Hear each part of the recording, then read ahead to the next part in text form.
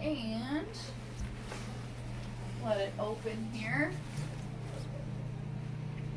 Once you have it open, it tells you what's going on. So this is your little mill. This number here next to your mill is just its serial number.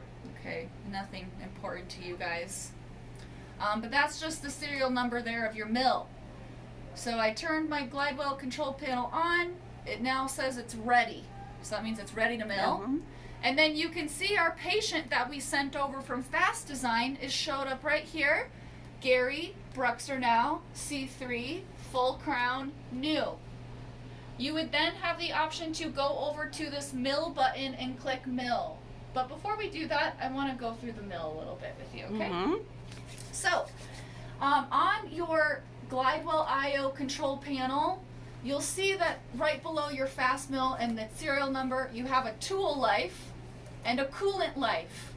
Right now, the tool life says 0% because I ran a Bruxer Zirconia crown yesterday to test it out. And remember, it's one-use tools or one-use burrs. So it starts off at 100, it'll drop down to 0. So if we look over here at our mill, to open this mill, exclamation point right here, I recommend just one finger on that silver, push down. The door has little hydraulics, it opens up like such.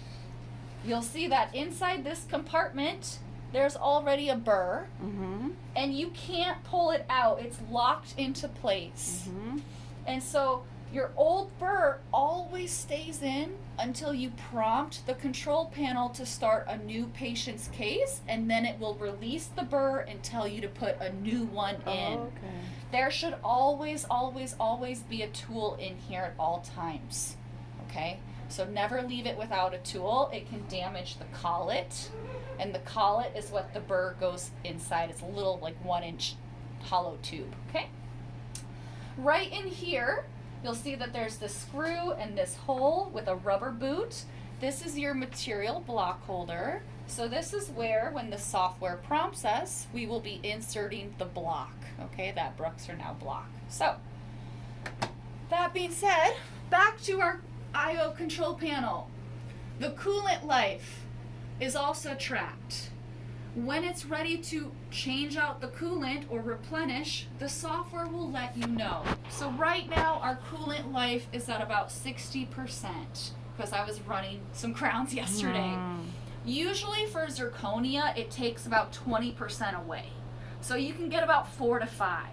Now, if you're kind of going between zirconia and some biotemps or some camouflage materials, you can usually get about 6 to 7 before the software prompts you to replenish the coolant.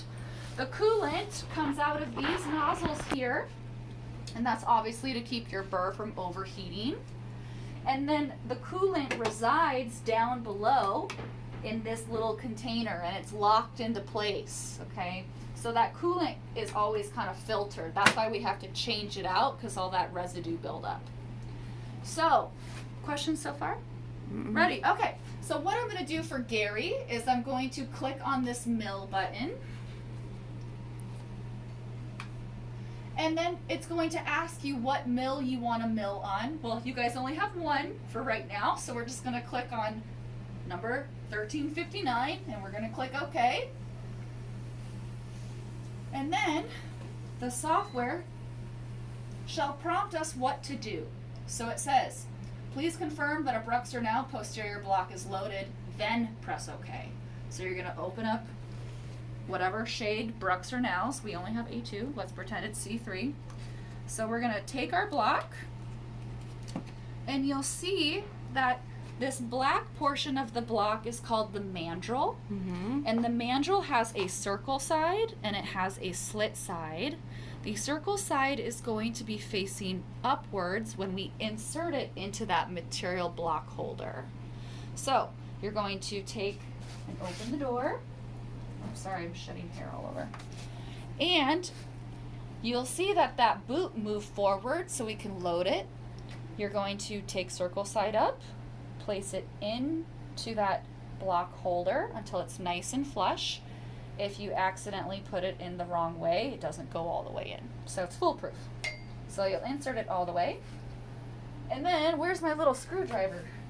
Where did I put him at? We found it earlier.